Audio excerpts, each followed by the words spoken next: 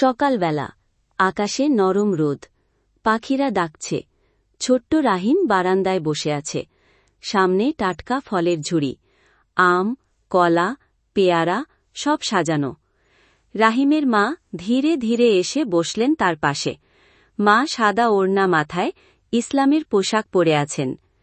মা মমতা ভরা চোখে বললেন, রাহিম, বেঁচে এই নাও এক টুকরো আম খাও, আল্লাহর দান।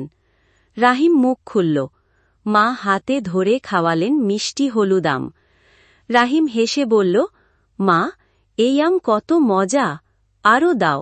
মা হাসলেন, আলহামদুলিল্লাহ, খেয়ে বড় হও, শক্ত হও, ভালো মানুষ হও। রাহিম খেতে খেতে মায়ের গল্প শুনল, নবীজির কথা, সৎ জীবনের কথা, দোয়ার কথা।